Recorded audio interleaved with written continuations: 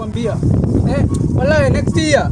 Gani nitachukua wallahi next year kwa ndio. Unasikia mimi babangu anakuja macho na kaniambia nishi peke yangu. Unaona mimi huko Karen. Huko unajua niko na macho ngapi mimi? Stories za jaba hizo. Mtami anakuwa amenitii. Hebu nika Karen nani? Sasa poa. Kopiti. Unaitwa nani? Mimi naitwa Jessica.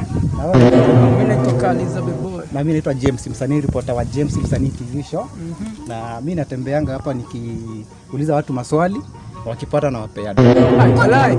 So, wakipata hivi na wapea dogo. Sote. Swali moja na kuangani so.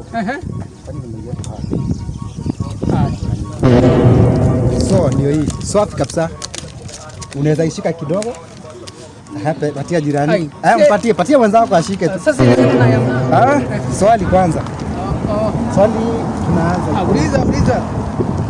Kuku akiwa mmoja anaitwa kuku. Wakiwa wengi wanaitwa aje? Get ready. Makuku. Koshua kabisa ni makuku. Shua makuku. Wanaitwa aje? Si ni vichukuku. Vichukuku. Ukoshua kabisa? Si ni hivyo. Bro, nakupatia chance ya. Unajua nilisoma degree kwa mwendo wazimu. Wacha kwanza nikusomee tena. Kuku akiwa mmoja wakiwa wengi wanaitwaje? Nimekwambia vichukuku. Uko mwisho kabisa? Ukweli. Uko sawa na hiyo swali hiyo Makuku. Siko ubaya. Lakini iko hivi. Ngojeeni tumalize kwanza. Iko hivi. Unaona mwalimu wako wa Kiswahili unamkumbuka? Unamkumbuka? Tukitoka hapa hii kamera.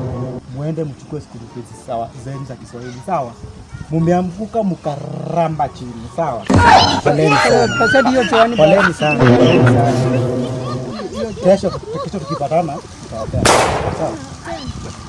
Kesho tukipatana ujibu swali ushinde. Kutoka na tumepata bana.